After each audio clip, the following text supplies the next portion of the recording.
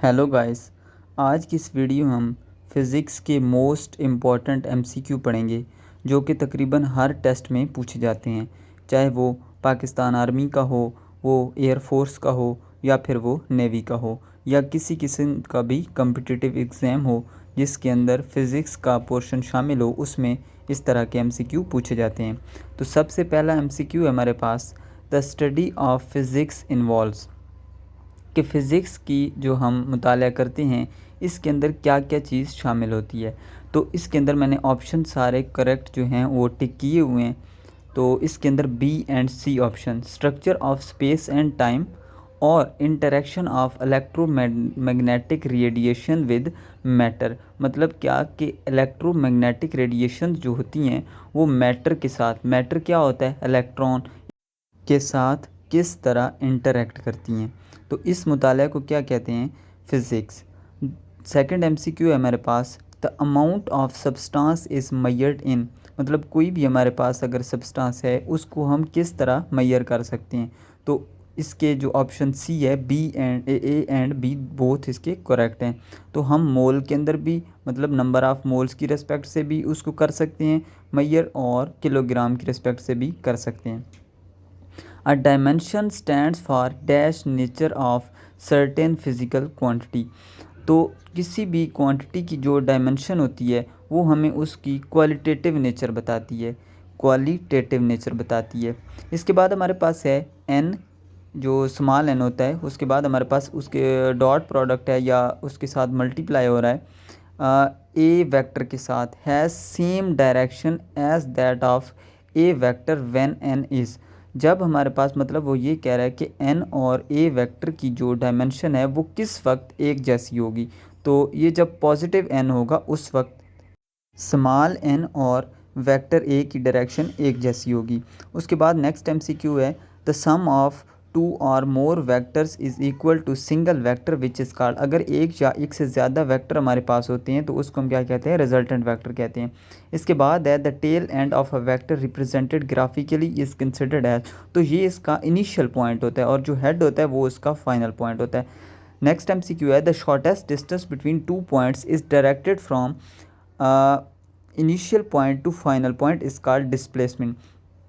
जो shortest distance होता है वो हमारे पास क्या होता है, डिस्प्लेसमेंट। और अगर शॉर्टेस्ट वर्ड अगर हम यूज़ ना करें तो वो हमारे पास क्या होगा, डिस्टेंस होगा। डिस्प्लेसमेंट और डिस्टेंस का जो ऐसा यूनिट होता है वो एक जैसा होता है, लेकिन डिस्प्लेसमेंट एक वेक्टर क्वांटिटी है और डिस्टेंस हमारे पास क्या है, एक स्केलर क्वांटिटी है।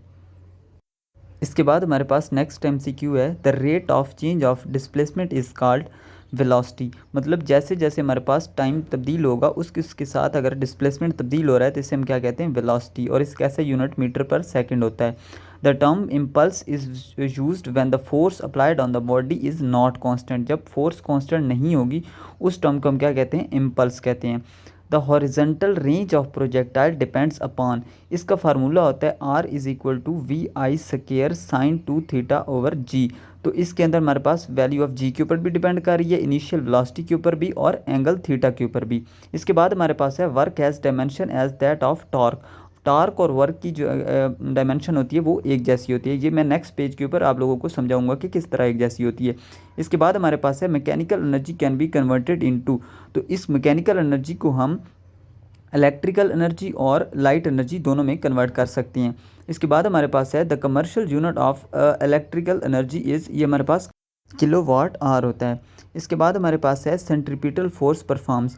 सेंट्रीपिटल फोर्स किसी भी जिस्म को दायरे में घूमने पे मजबूर करती है, तो इसलिए जो भी क्लोज्ड पाथ के अंदर जो भी फोर्स लग रही हो उसके लिए कोई वर्क डन हमारे पास नहीं होता। जैसा कि मैंने बताया था कि एमसीक्यू नंबर 11 के अंदर मैं वर्क और टॉर्क की डायमेंशन को एक जैसा प्रूव करूंगा। तो वर्क हमारे पास होता है F T, F force and displacement का डॉट प्रोडक्ट होता है। इसको अगर हम ख़त्म करेंगे डॉट प्रोडक्ट तो हमारे पास आ जाएगा एफ टी कॉस थीटा। अगर थीटा को मैं इक्वल 0 पुट करता हूँ तो हमारे पास आ जाएगा एफ टी।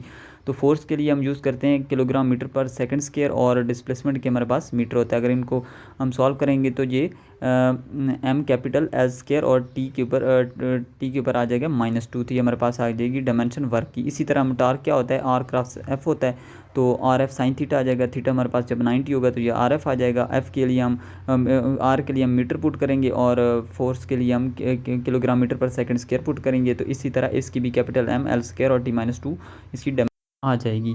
इसके बाद हमारे पास है moment of linear momentum is called angular momentum. इसके बाद 16 MCQ है, a non inertial frame of reference. जो नॉन इनर्शियल होता है वो एक्सेलरेटेड फ्रेम ऑफ रेफरेंस होता है, और जो अगर कोई फ्रेम ऑफ रेफरेंस है जो कांस्टेंट स्पीड के साथ मूव कर रहा है तो हमारे पास क्या होगा, इनर्शियल होगा। इसके बाद 17 MCQ है, a body passing through a viscous medium is affected by. तो ये दो फोर्सेस के साथ इफेक्ट होता है। उसके बाद हमारे पास है 18 unit of density to mass ratio. Density हमारे पास क्या होती है, मैस पर यूनिट वॉल्यूम, और अगर उसकी रेशो मैस के साथ लेंगे तो मैस और मैस कैंसिल हो जाएंगे और हमारे पास ये वॉल्यूम की यूनिट बच जाएगा M-3। MCQ नंबर 19 है, ब्लड वेजल्स आर, ये नॉट रिजिड होती हैं, ये रिजिड नहीं होती।